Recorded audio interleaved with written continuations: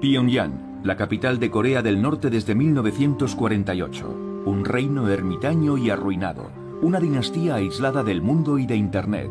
El último bastión comunista, dotado del cuarto mayor ejército del mundo. Los clichés no escasean en esta Corea.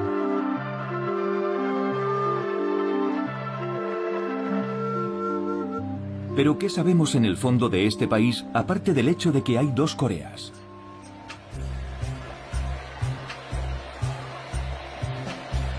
Seúl, la capital de Corea del Sur desde 1948.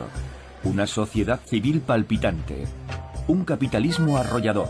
La 13ª economía del mundo. Un país donde cada niño tiene su teléfono Samsung y su gorra de béisbol. De nuevo, estereotipos. ¿Cómo contar la historia de Corea cuando hay dos historias? Dos países con nombres diferentes. Dos estados con banderas incompatibles y con sociedades enfrentadas, separadas tras 60 años de conflictos.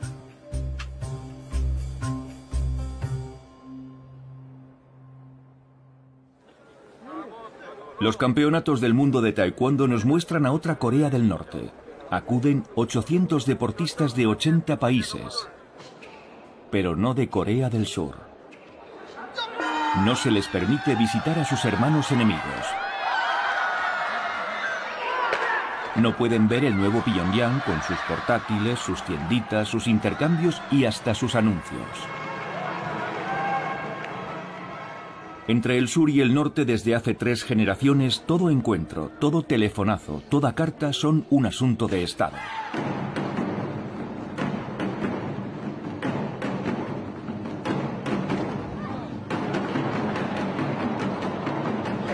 También en Corea del Sur el taekwondo es el deporte nacional, igual que el fútbol en Brasil.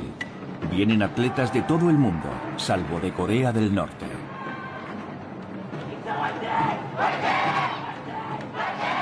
...45 millones de coreanos en el sur, 25 millones en el norte.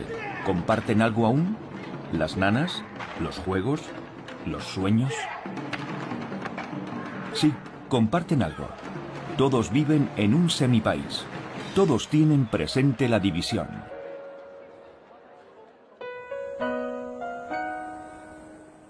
Desde 1945, la ultramilitarizada zona desmilitarizada, la DMZ, separa a la nación coreana como una inmensa herida de guerra.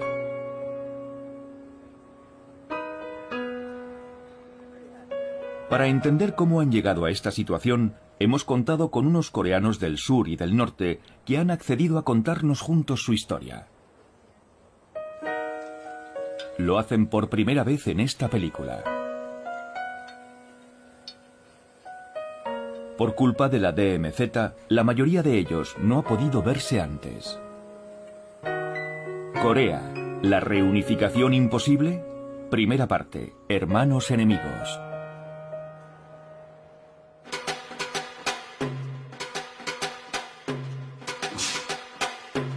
En el taekwondo cada movimiento tiene un significado. Este se conoce como Dangun. Dangun fue el primer coreano.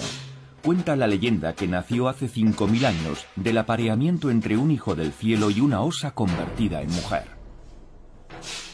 Este mito fundamenta la idea de una nación coreana unida. En Corea del Sur el día del nacimiento de Dangun fue durante mucho tiempo festivo.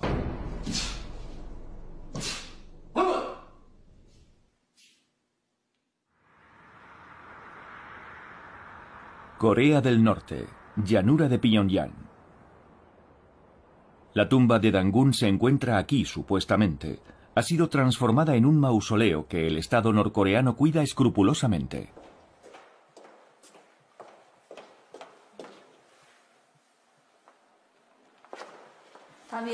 Aquí tenemos la caja que contiene el espíritu de Dangun. Nuestros antepasados han creado una serie de tradiciones en torno a la figura fundadora de Dangun. Todos los visitantes que vienen aquí se dan cuenta de que somos un mismo pueblo, que desciende de Dangun y que ha de reunificarse. Hablamos el mismo idioma, habitamos el mismo territorio, son cosas que dan que pensar.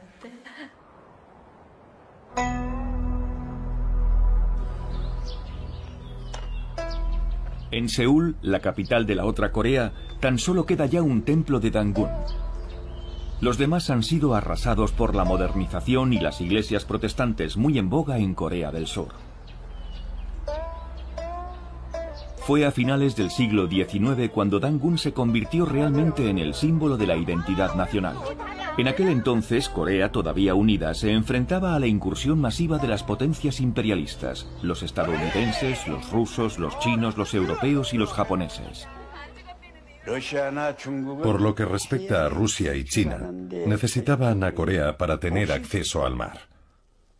Por su parte, los estados marítimos como Japón y Estados Unidos necesitaban una cabeza de puente para su avance en el continente chino. En definitiva, se puede decir que Corea ha sido históricamente un nudo estratégico para esas dos potencias continentales y para esas dos potencias navales. Corea es una península del tamaño de Gran Bretaña. El norte, separado de China y Rusia por los ríos Yalu y Tumen, es muy montañoso. El sur hace las veces de granero de arroz. Pero los coreanos se ven ante todo como víctimas de su geografía.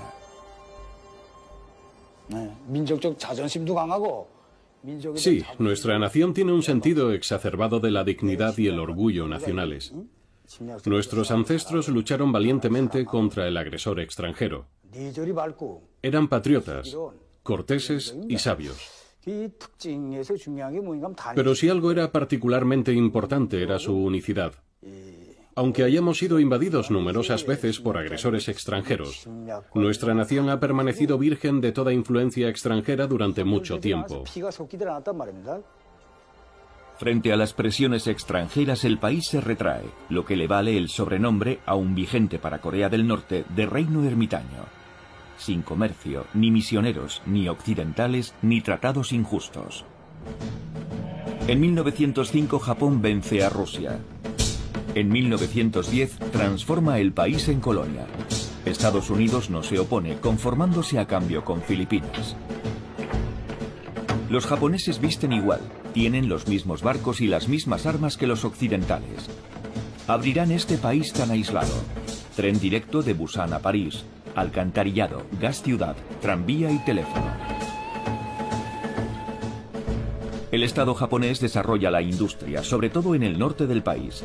Cientos de miles de coreanos se trasladan a Japón para formarse y trabajar. La colonización es brutal. Los que se resisten son duramente reprimidos.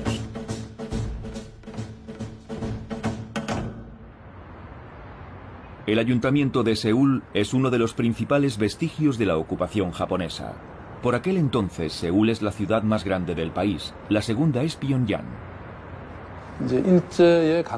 Bajo la colonización japonesa, Seúl se modernizó por la fuerza. No fue un proceso natural. No hubo una transición orgánica. Fue algo impuesto.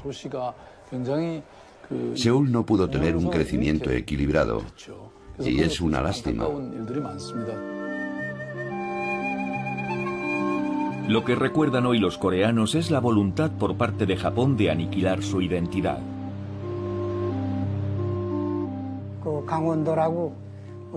Yo fui a la escuela primaria en una aldea montañosa de la provincia de Gangwon, que se encuentra en la costa este. Hasta nuestros nombres nos obligaban a cambiarlos para que sonaran más japoneses. Nos hacían usar nombres japoneses en vez de nuestros nombres coreanos. Y a los que no lo hacían, como era mi caso, les pegaban los profesores todos los días. A los coreanos nos gusta ir de blanco. Forma parte de nuestra tradición. Pues bien, cuando veían a un coreano vestido de blanco, los policías le tiraban tinta. Menos mal que han desaparecido esas cosas. Lo cierto es que los colonizadores japoneses intentaron arrebatar su identidad nacional a los coreanos.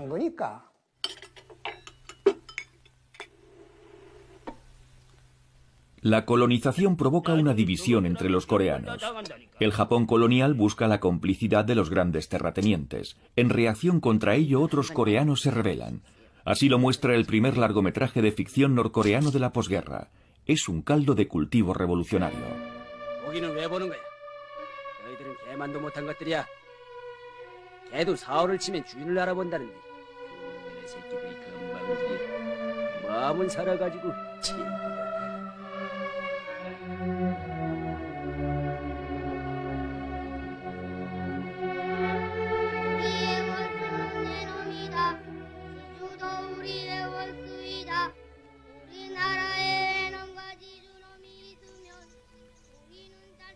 Por un lado estaban los coreanos alistados voluntariamente o por la fuerza en la política y el ejército japoneses, y por otro lado los coreanos guerrilleros que luchaban contra ellos en la frontera entre China y Corea.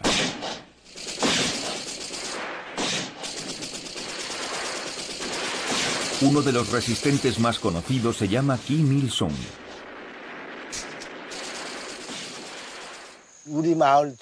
Me sentaba en el suelo y escuchaba las historias que contaban los adultos a los niños, que hablaban de los resistentes antijaponeses escondidos en las montañas, cerca de nuestra aldea.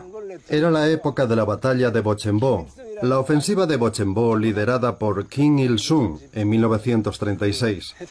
Por aquel entonces yo tenía 6 años, era la primera vez que oí hablar de Kim Il-sung. El futuro padre fundador de Corea del Norte, Kim Il-sung, nace cerca de Pyongyang. Es nieto de campesinos.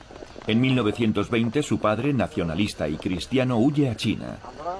Kim Il-sung milita allí con la izquierda nacionalista coreana y se afilia al Partido Comunista Chino, antes de convertirse en uno de los jefes de la resistencia antijaponesa en Manchuria.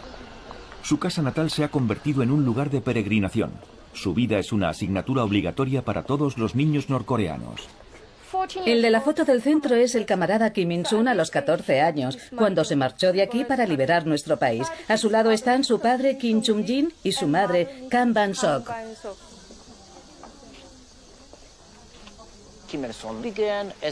Kim Il-sung empezó siendo comunista, pero a menudo en el este asiático el comunismo no se veía como una forma de resolver los problemas sociales, sino de conquistar la independencia nacional. La idea era crear un Estado fuerte, poderoso, no tener que depender de nadie. Así que en el este asiático y en Corea el comunismo era una doctrina de corte muy nacionalista. No es solo la casa de nuestro camarada Kim Il-sung, es la casa de nuestro pueblo, la cuna de nuestra revolución.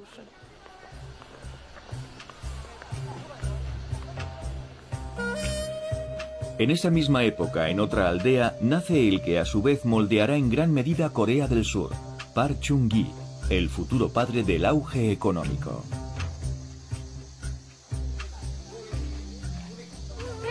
Nació en esta casa en 1917. Era el menor de 5 hermanos y 2 hermanas. Estudió aquí, hasta que a los 20 años se hizo maestro. Park Chung-gi empieza siendo maestro, ataviado con el uniforme y el sable japoneses. Pobre pero ambicioso, aprovecha la oportunidad cuando Japón ataca a China.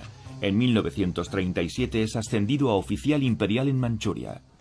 Park Chung-gi y Kim Il-sung tienen unas vidas paralelas muy interesantes. Park Chung-gi también fue a Manchuria, pero en unas circunstancias muy diferentes. Se convirtió en oficial del ejército imperial japonés. Por lo tanto, y pese a que los dos proceden del mismo entorno, de algún modo, Kim Il-sung y Park Chung-gi acaban situándose en bandos opuestos en la lucha entre colonialistas y anticolonialistas. No hay pruebas de que hayan llegado a combatir uno contra otro, ni siquiera de que hayan estado en Manchuria en el mismo momento. Pero está claro que Kim Il-sung consideraba como sus enemigos a quienes, al igual que Park Chung-gi, colaboraban con los militares japoneses.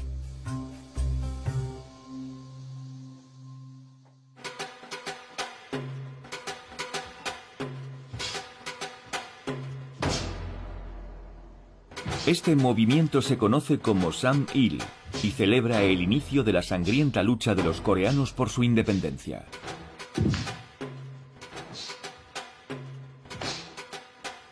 Entre 1937 y 1945, la Guerra del Pacífico acentúa la fractura entre los coreanos. Pero cuando Japón es derrotado, Corea espera recobrar al fin la libertad.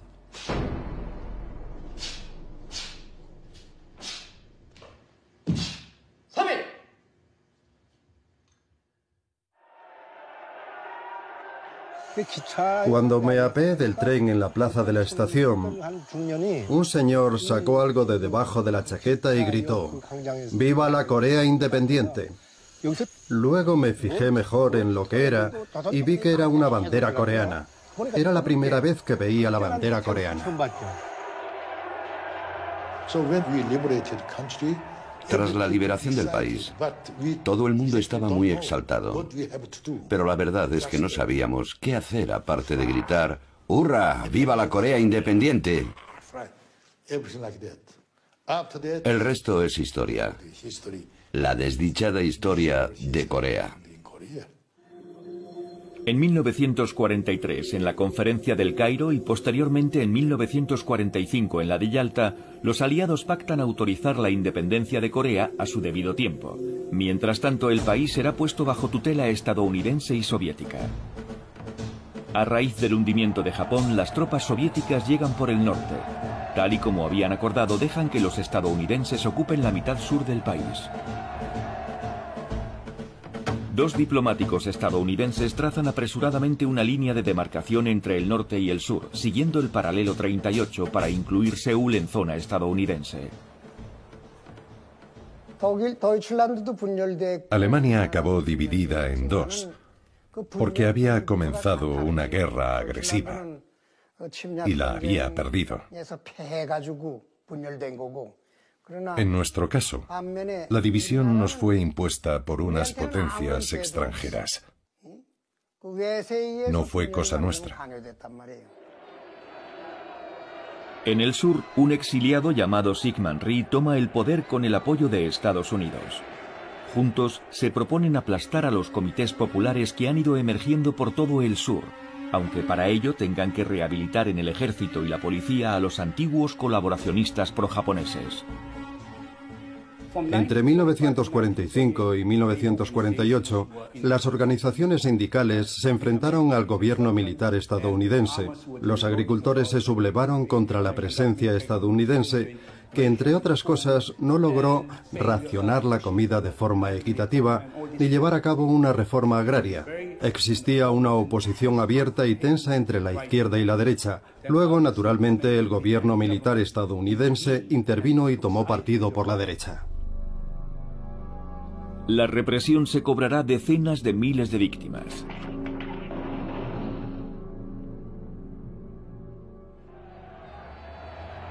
Tras volver a Corea junto con los soviéticos, Kim Il-sung, a sus 33 años, no tarda en asentar su poder en el norte.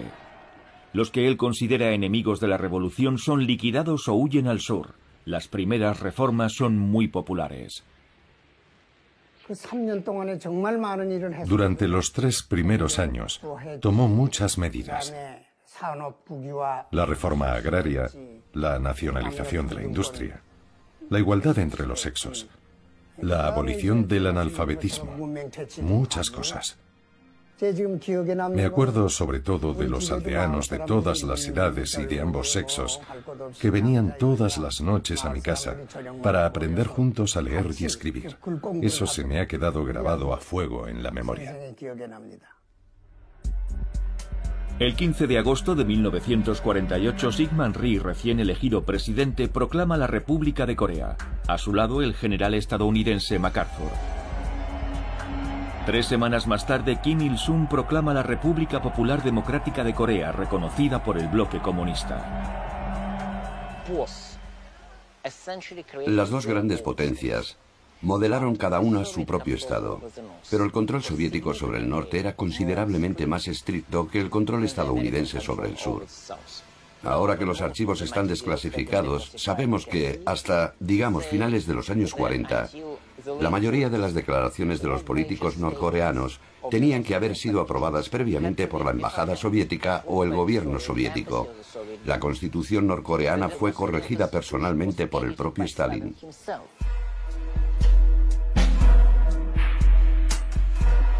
A ambos lados de la frontera, las dos naciones se arman. El paralelo 38 se vuelve cada vez más infranqueable. El telón de acero parte a Europa por la mitad. Aquí la Guerra Fría convierte un mismo país en 2 estados, 2 mundos, 2 visiones radicalmente opuestas y dispuestas a morir con tal de reunificar el país.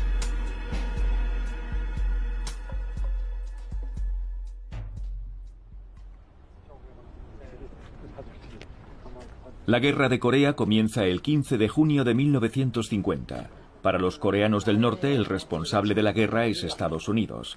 Tras hacerse con el control del sur, el ejército estadounidense habría decidido invadir el norte para luego expulsar a Mao y a los comunistas que han conquistado China. Apoyado por sus hermanos soviéticos y chinos, Kim Il-sung dirigió valientemente a los ejércitos del norte desde este despacho, infligiendo a los invasores una humillante derrota. He servido durante 63 años en el ejército. Hoy tengo 84 años. La Guerra de Corea fue provocada por los imperialistas estadounidenses, pero nuestro pueblo luchó por la reunificación. Al principio bajamos al sur para liberarlo, para que toda Corea pudiera vivir bajo un mismo techo, como una familia.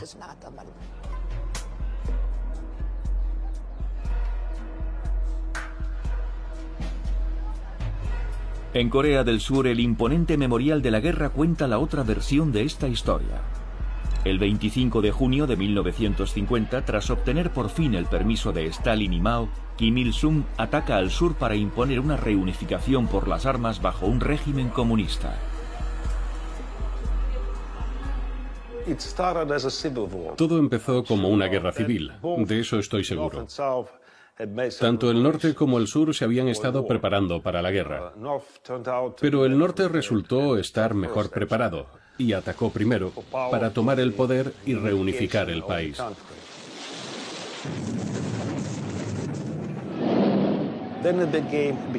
Luego el conflicto se internacionalizó enmarcándose la Guerra Fría, que enfrentaba a la Unión Soviética y a China por un lado y a Estados Unidos y a los occidentales por otro. Durante el verano de 1950, casi toda Corea del Sur se ve invadida por los llamados rojos, salvo la región de Busan en el suroeste. A continuación, con la ayuda masiva de las tropas estadounidenses y de la ONU, el ejército del sur reconquista Seúl y avanza progresivamente hacia el norte para conquistar el otro lado. En diciembre de 1950, los primeros soldados estadounidenses llegan a la frontera entre Corea del Norte y China. En Pekín, Mao lo repite varias veces. Las tropas estadounidenses a las puertas de la joven China comunista son una declaración de guerra. Cuando Estados Unidos atacó nuestro país, China nos envió a sus hijos y sus hijas, y hasta el hijo del presidente Mao. Pensábamos que una Corea más poderosa, gracias a nuestro apoyo, impediría que los estadounidenses y los surcoreanos se acercaran a nuestra frontera. ¿Conoce el canto del ejército de voluntarios? Valientes y determinados, crucemos el río Yalu y defendamos la paz y la patria. Hemos de proteger nuestro hogar. Cientos de miles de voluntarios chinos toman el relevo de los norcoreanos agotados. El hijo mayor de Mao morirá en el frente.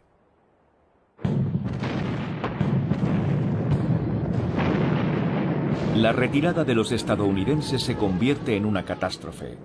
Los soldados estadounidenses que no se ven sumergidos por las oleadas de soldados chinos se congelan. Allá donde pueden embarcan hombres, materiales y algunos miles de refugiados coreanos harapientos.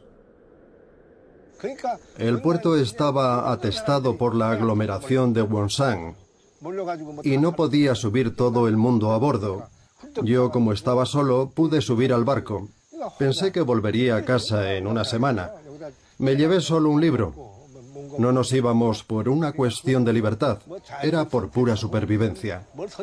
Decían que si nos quedábamos, pronto estaríamos muertos o nos tirarían una bomba atómica. En medio de ese caos aparece por primera vez en Corea el arma nuclear.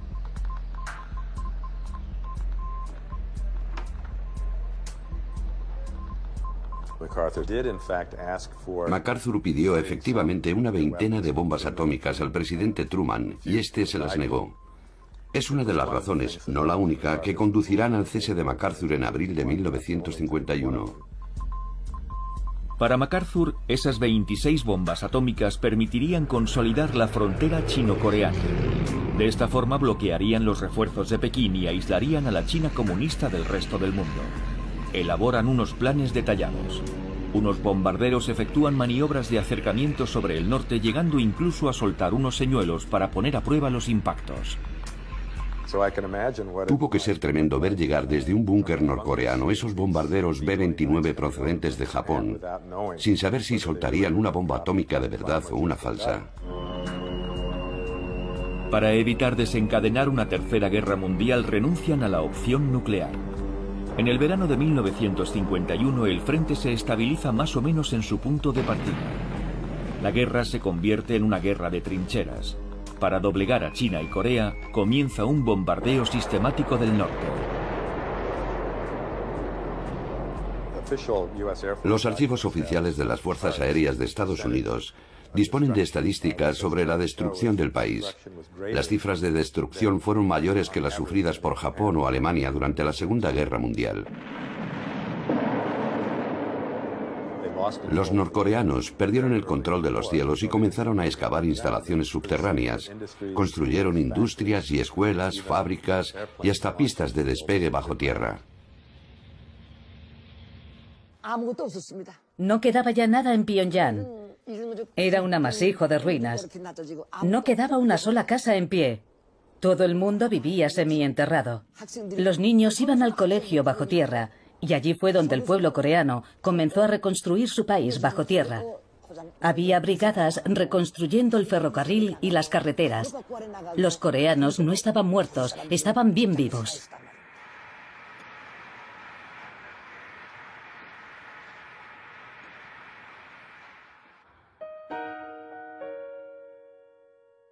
Corea del Sur está igual de devastada.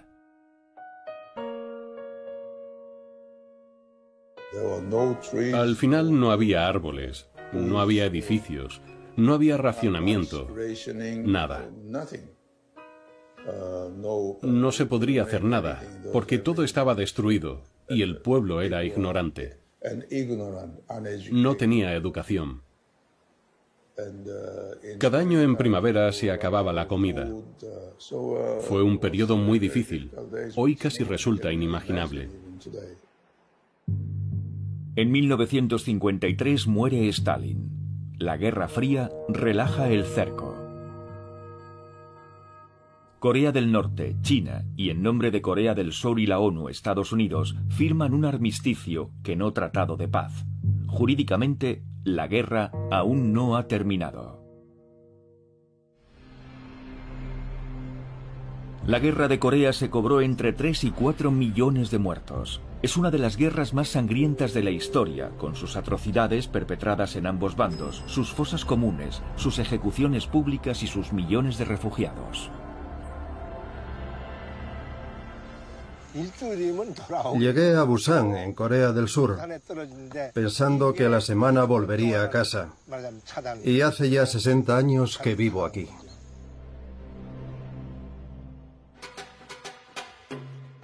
Este movimiento se conoce como Juche y es la ideología política de Corea del Norte, que asegura que los coreanos son autónomos y como tales son los amos de su propio destino. La nación toma cuerpo de forma natural en su líder supremo. Esa mezcla de autosuficiencia y autodefensa muy diferente del marxismo ortodoxo resuena profundamente en la mentalidad coreana. En el sur, la ideología Juche está terminantemente prohibida, pero sus dirigentes buscan también una vía nacional autónoma.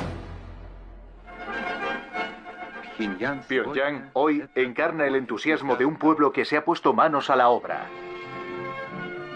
La ciudad, en plena reconstrucción, sigue creciendo.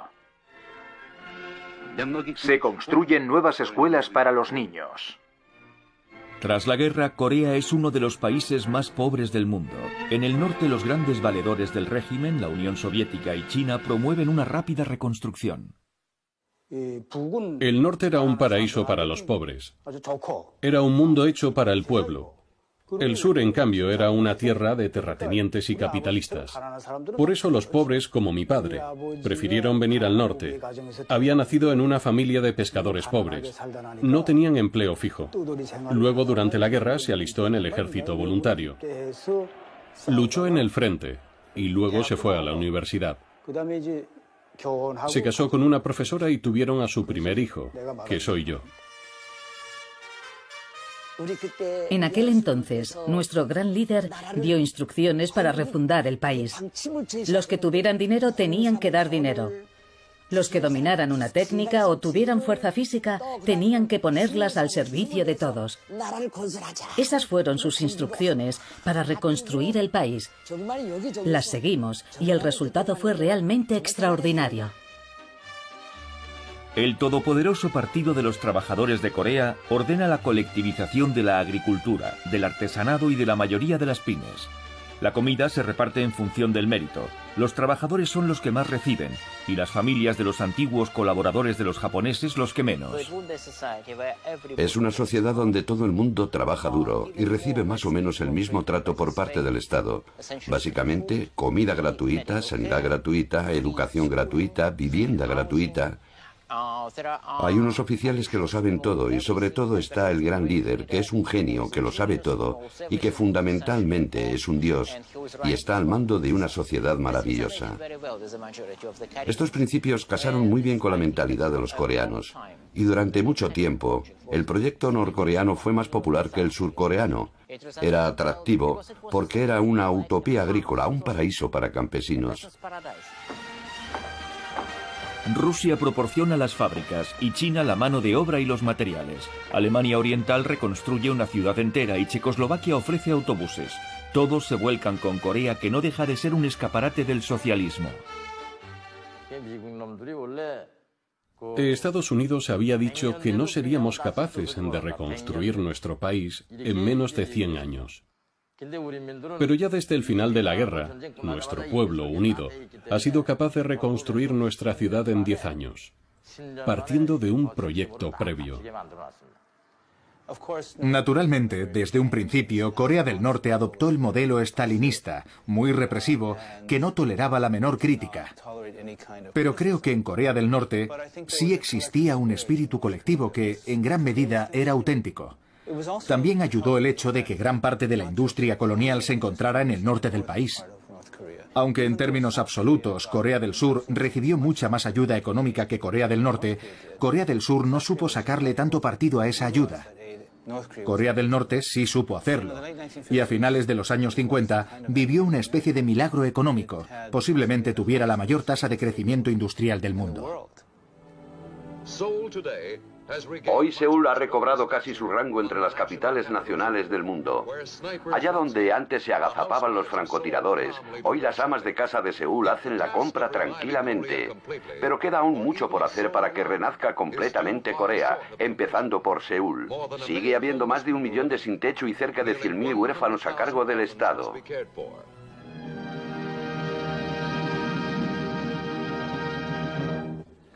Si bien Corea del Sur es un país con el doble de población que el norte, es un territorio agrícola y muy subdesarrollado. El régimen corrupto de Syngman Rhee está fuertemente dividido a nivel interno. El ejército es la única institución que sigue en pie. Recuerdo que me dedicaba a los asuntos de crecimiento económico y Corea pasaba por ser un caso desesperado. No tenían recursos naturales, había una corrupción endémica y lo más irónico es que estaban lastrados por la ética confucionista que enseña que un caballero no debe trabajar, debe vestir de blanco y dejarse crecer las uñas para mostrar su desprecio por el trabajo manual. Esa era la visión del mundo de Corea hace apenas 50 años, así que a Corea del Sur le llevó su tiempo darnos un atisbo de esperanza.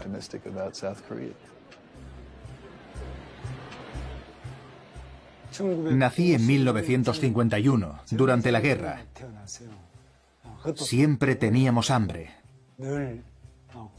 Nos vestíamos con harapos. Siempre estábamos enfermos. Y cuando nos poníamos enfermos, no teníamos la posibilidad de ir al hospital, porque no había. Además, hacía mucho frío. Mi sueño era que me regalaran al menos un par de calcetines por año nuevo, en invierno, cuando aún hacía mucho frío. Por suerte, hoy tengo muchos calcetines. Devastada por la guerra, Seúl se ve además invadida por los campesinos que huyen de la miseria rural. Las chabolas son legión. Por todas partes se extienden los grandes conjuntos urbanos, símbolo de este nuevo modelo urbano a la occidental. Mientras que en Japón la occidentalización se produjo hace 100 años, de la mano de Inglaterra y Europa, a Corea llegó un poco durante la colonización japonesa, pero sobre todo gracias al ejército estadounidense. Es lo que llamábamos cultura GI.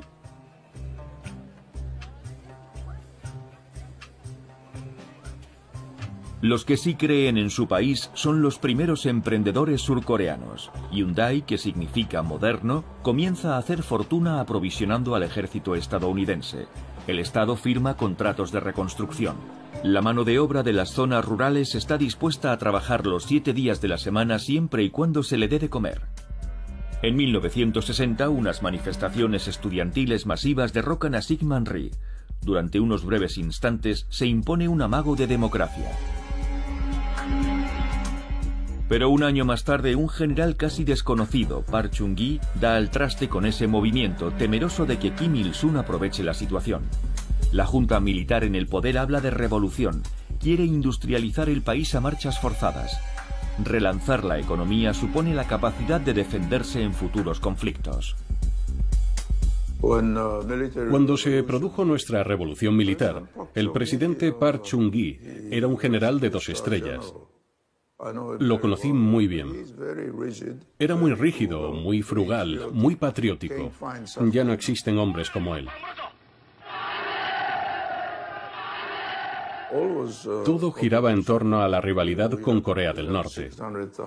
Teníamos un ejército de 600.000 hombres, y por aquel entonces había muchas divisiones estadounidenses en el país. Había que defender nuestro país porque no se sabía lo que podía pasar. Todo lo hacíamos pensando en Corea del Norte.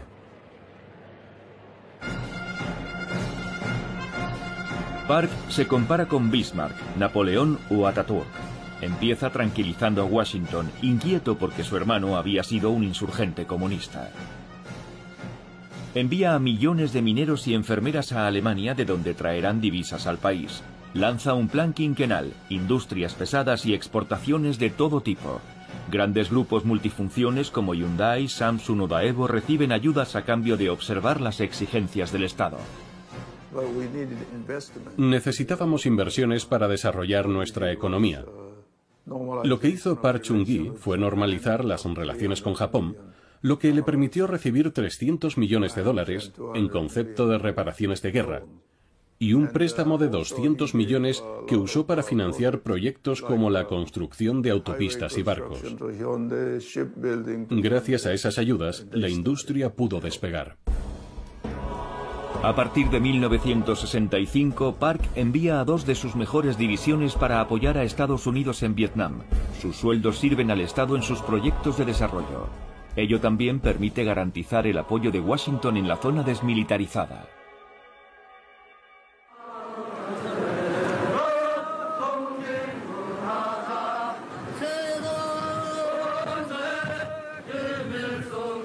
En el norte, el omnipresente Kim Il-sung asienta su poder interno eliminando las facciones prosoviéticas y prochinas. Su objetivo es no depender más de sus grandes vecinos. Lo mejor que pudo pasarle a Kim Il-sung fue la rivalidad entre China y la Unión Soviética. Básicamente le permitió obtener financiación de ambas partes en recompensa por su neutralidad. Fue una gran estrategia. Era un maestro de la manipulación. Y yo diría que tuvo mucho éxito. Esa voluntad tan feroz de autonomía lo convierte en un héroe de los países no alineados, como Indonesia, Yugoslavia, Madagascar o Camboya, cuyo rey pasará incluso 2 años en el exilio en Pyongyang. Aquí, la ideología no es el marxismo-leninismo, ni siquiera el comunismo. Es el Kim Il-sungismo, que se caracteriza por el juche. El juche quiere decir contar con uno mismo, con sus propios recursos, su propio esfuerzo y espíritu de sacrificio para desarrollarse y defender el país. Es un ideal hermoso. Durante 20 años la economía planificada cumple sus promesas. Hasta la CIA está impresionada por el número de escuelas y la reducción de la pobreza. Las abundantes materias primas, hierro y carbón en particular, se exportan a Japón y Europa, pero el sistema enferma poco a poco. Oficialmente el embargo estadounidense es el culpable de todos los problemas, pero el gasto improductivo y la deforestación de las zonas rurales, que provoca la erosión de las tierras, marcan también los límites de este sistema monolítico y ultracentralizado. En su día hablé con una serie de jóvenes de la nomenclatura, cargos intermedios, diría yo. Tenían una visión muy maniquea de las cosas. Estas eran las cualidades más apreciadas en el sistema de Corea del Norte. Rehusar todo compromiso con el enemigo, estar dispuestos a sacrificarse, oponerse terminantemente a todo punto de vista diferente, no dudar en nada, ser obediente. Esas eran las virtudes que le permitían a uno trepar por la escala social.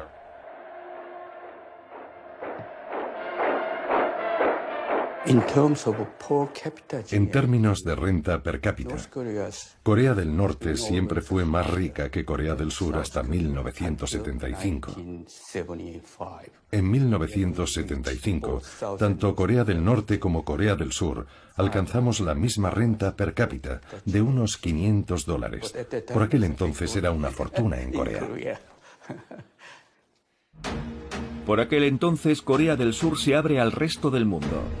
A raíz del primer choque petrolero, los grandes grupos industriales se lanzan a la exportación masiva de acero, barcos y coches, así como de mano de obra dócil y cualificada. Hyundai envía a 160.000 trabajadores a Oriente Próximo. Su labor le reporta hasta $10 millones al año. Las tasas de crecimiento se disparan. Este se convertirá en el modelo coreano del sur esta vez.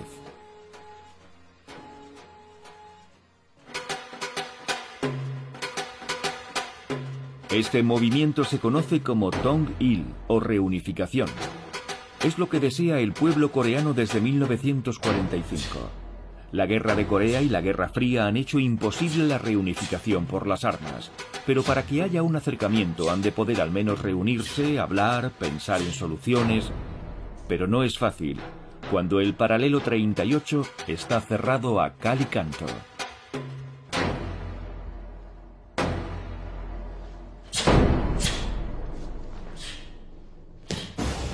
Entre 1953 y finales de los años 60, el conflicto en Corea amenaza con resucitar en todo momento. Abundan las escaramuzas, hay espías en todas partes. En 1968 se teme incluso una extensión de la guerra de Vietnam. Su comando norcoreano enviado para asesinar a Park Chung-hee llega hasta el Palacio Presidencial de Seúl. El 21 de enero de 1968 llegaron unos comandos norcoreanos de Pyongyang hasta aquí, justo detrás de esta casa, al jardín de la residencia presidencial. Los surcoreanos los capturaron tras un violento enfrentamiento, pero a raíz de eso cundió el pánico y muchos surcoreanos se fueron a vivir a Estados Unidos. Otros empezaron a acumular fideos y toda clase de provisiones por miedo a otra guerra.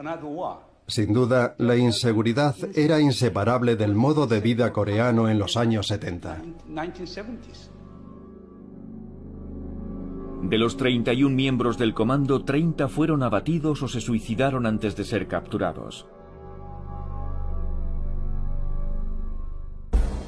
2 días más tarde, el barco espía estadounidense Pueblo es interceptado por la flota norcoreana. Una captura humillante que para Corea del Norte será la gran proeza de la Guerra Fría. Los estadounidenses estaban tratando de ocupar nuevamente nuestro país y por ello habían enviado un barco espía, el Pueblo, pero fue capturado por nuestra heroica marina. Al cabo de un año liberamos a la tripulación del barco, lo que significa que el asunto del barco Pueblo estuvo en el corazón de la actualidad durante todo ese año. Era mi primer año de servicio militar. Todas estas escenas fueron filmadas en aquella época. Se encuentran en nuestros archivos. Entre los soldados a los que liberaron había uno que temía que los volvieran a detener. No paraba de mirar hacia atrás y todo el mundo se reía de él. La liberación tuvo muchas escenas de este tipo.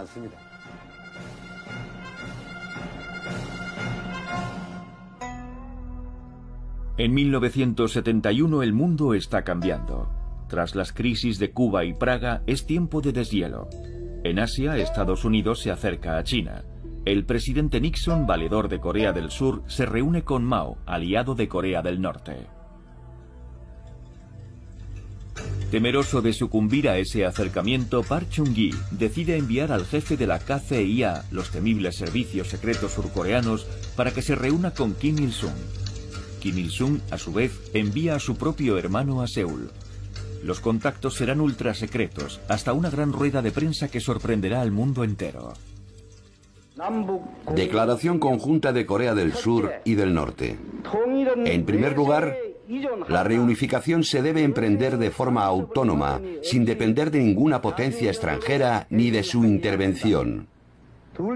En segundo lugar, la reunificación no debe llevarse a cabo por las armas, enfrentándonos unos a otros, sino de forma pacífica. En el norte la reunificación es un tema muy popular. Pyongyang ha aceptado la existencia de dos sistemas. Tal y como muestra este fresco, Kim Il-sung propone ya en 1970 un Estado federal que coordine el norte y el sur tan diferentes. Es la idea que promueven por el mundo sus diplomáticos. Estos primeros contactos, duraderos y de alto nivel, provocan una inmensa ola de esperanza. Las cruces rojas del norte y el sur se reúnen en las dos capitales. Instalan un teléfono rojo. Pero a pesar de esos esfuerzos, los bandos siguen reforzándose.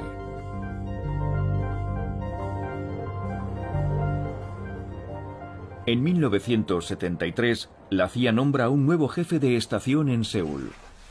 Su contacto local era el brazo derecho de Park Chung-hee, el propio Lee Ju-rak.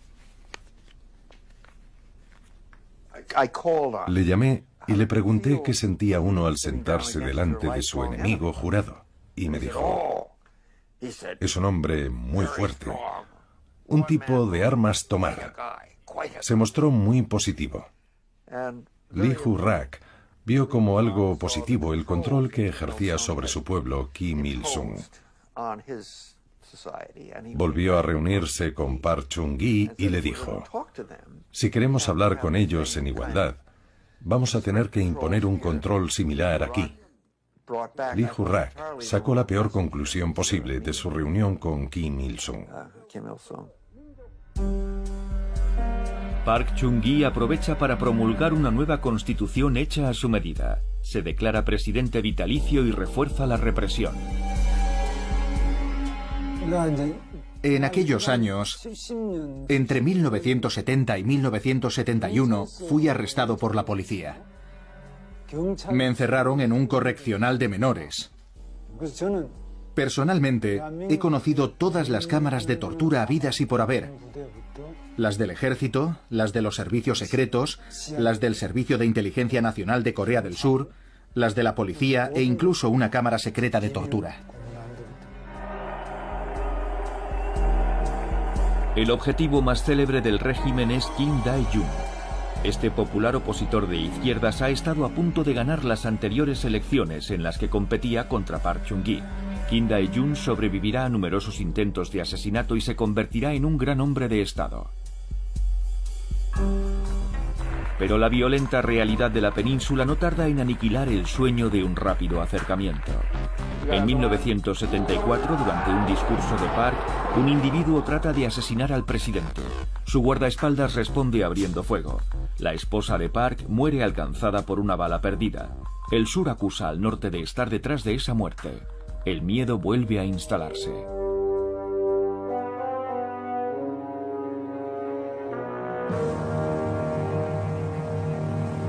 En el ámbito internacional, los estadounidenses han perdido la guerra de Vietnam. ¿Quién sabe si se decidirán un día a retirar los misiles nucleares desplegados en 1958 en Corea del Sur? Park Chung-hee decide dotar a su país de la bomba atómica. Teníamos informes sobre unos surcoreanos que estaban negociando la adquisición de una planta de reprocesamiento nuclear a los franceses, capaz de transformar el combustible del reactor en plutonio de grado militar. Naturalmente, los coreanos nos decían que no era para fabricar armas, sino para su uso civil y otras patrañas. Así que nos pusimos en contacto con el gobierno francés y les dijimos: miren, tenemos a 40.000 soldados jugándose la vida en la península de Corea. Hagan el favor de no desestabilizar más las cosas. Y cancelaron el contrato.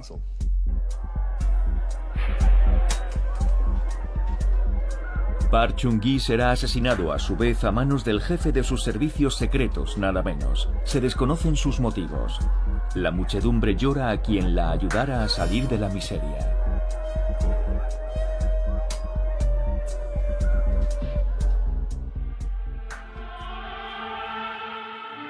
Para garantizar su continuidad en el poder, Kim Il-sung ha comenzado a formar a su hijo mayor, Kim Jong-il, para que lo suceda un día.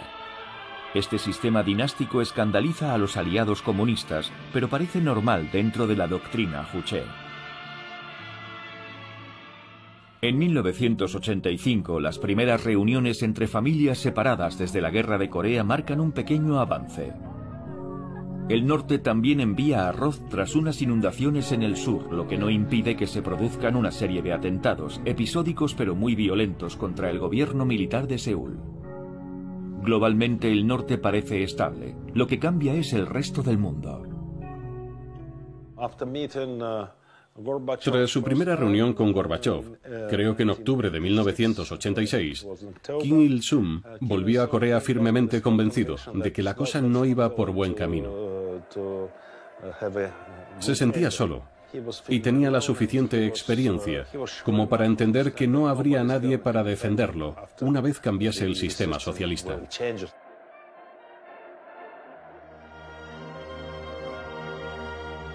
Pekín y Moscú se interesan cada vez más por los nuevos mercados surcoreanos y cada vez menos por la economía envejecida del norte. Voy a contarles una historia real. Mao había regalado unos cazas MiG-25 a Corea del Norte. Al cabo de un tiempo, había que hacer una revisión general de los aparatos. Pero en aquel entonces, China ya se había convertido a la economía liberal. Así que la fábrica china les dijo: de acuerdo, lo haremos, pero ¿quién nos va a pagar? Corea del Norte contestó: si nos regalaron los aviones, ¿por qué tenemos que pagar la revisión? ¿Es que ya no somos hermanos? Le enviaron un informe a Deng. ¿Y a que no saben qué les contestó Deng? Ahora también vendemos armas. Tenemos que hacer negocios. Los norcoreanos se enfadaron mucho. Paralelamente, en el sur, el ejército cede por fin tras 10 años de protestas, masacres y manifestaciones. En 1987, Seúl celebra sus primeras elecciones presidenciales libres. Al año siguiente, la nación vive los Juegos Olímpicos como la consagración de esa apertura. Aquellos Juegos Olímpicos dieron a los coreanos un sentimiento de orgullo. Les permitieron darse cuenta de lo que habían logrado y lo que podrían volver a hacer. Se habían abierto al exterior. Los Juegos Olímpicos de Seúl fueron muy importantes. Ningún otro país socialista observó el boicot exigido por el norte, salvo Cuba. El equilibrio de la Guerra Fría se está modificando, pero la Corea Unida sigue siendo un sueño remoto. En otras partes del mundo, hasta en Europa, la Guerra Fría se acabó en ese momento, pero en la península coreana sigue en pie.